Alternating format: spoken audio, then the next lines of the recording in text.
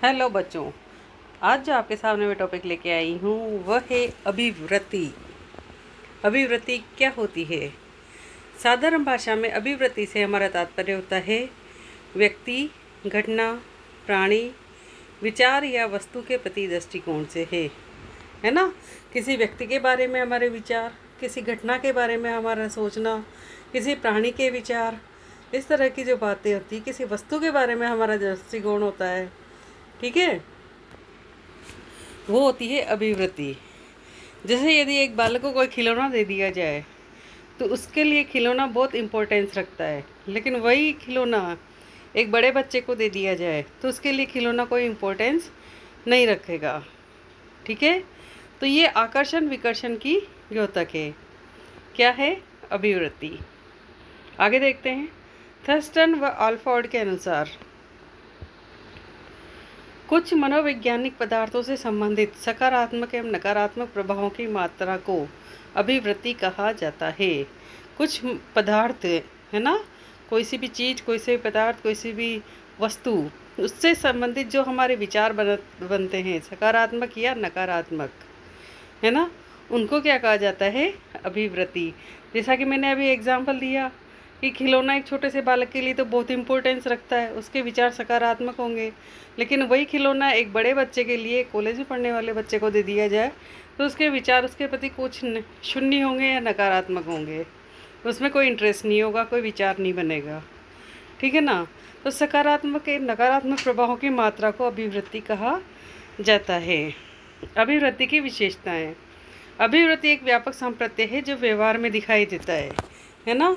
अभिवृत्ति जैसे इसका इंग्लिश में बोलते हैं अपन एटीट्यूड, है ना। तो क्या होता है? आदमी का व्यवहार में दिखाई देता है। किसी के मन में इतना अच्छा सोच होती है, इतने अच्छे विचार होते हैं कि जब भी उनके सामने कोई छोटा बच्चा आए तो बड़े प्यार से व्यवहार कर लेते हैं, बराबर के जैसा आए तो दोस्त जैसा व्यवहार कर लेते हैं, और घर में कोई बड़ा हो या टीचर हो तो उनसे उनके अकॉर्डिंग व्यवहार कर लेते हैं, है ना। समय पे ध्यान देते हैं, समय पे पढ़ते हैं, समय पे खाना खाते हैं, समय पे खेलते हैं, सारे काम समय पर करते हैं, समय पे अपना बिजनेस धंधा जो भी उसे वर्क फ्रॉम होम जो भी करना हो वो करते हैं और एक स्मूथ लाइफ जीते हैं, है ना। और कुछ लोग क्या करते हैं, अपने इसी अभिवृत्ति की वजह से, नकारात्मक सोच की वजह से क्या करते हैं, वो अच्छी लाइफ नहीं जी पाते हैं। तो अभिवृत्ति एक व्यापक संप्रत्यय जो व्यवहार में दिखाई देता है, जो इंसान के क्या व्यवहार करता है इंसान, उसमें उसकी सोच, उसकी समझ, उसके कार्यकलापों से वो नज़र आता है। अभिवृत्ति व्यक्ति के अनुकूल और प्रतिकूल दोनों विचारों की द्योतक है। अभिवृत्ति व्यक्ति के अनुकूल और प्रतिकूल दोनों विचारों की द्योतक है ना। प्रतिकूल यानी कि विपरीत और अनुकूल यानी कि सामान्य, ठीक है, दोनों विचारों की द्योतक है। तीसरा आता है अभिवृत्ति एक अर्जित व्यवहार है। अभिवृत्ति क्या है? एक अर्जित व्यवहार। अर्जित व्यवहार यानी कि सीखा हुआ, समझा हुआ व्यवहार होता है ना, अभिवृत्ति होता है।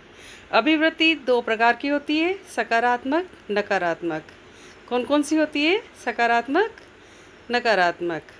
अभिवृत्ति का महत्व देखते हैं। नंबर 1, सीखने के अनुभवों में विकास हेतु आवश्यक। जितना व्यक्ति इससे सीखता है, समझता है, अपने व्यवहार में लाता है तो उसका विकास होता है।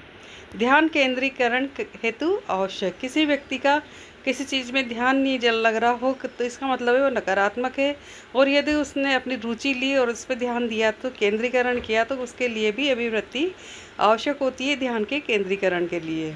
कार्य में संतुष्टि का अनुभव देती है, और जितना व्यक्ति कार्य करेगा, संतुष्ट रहेगा, उसके व्यवहार में नजर आएगा कि वो कार्य से संतुष्ट है। उसके बाद आता है प्रेरणा विकास हेतु आवश्यक।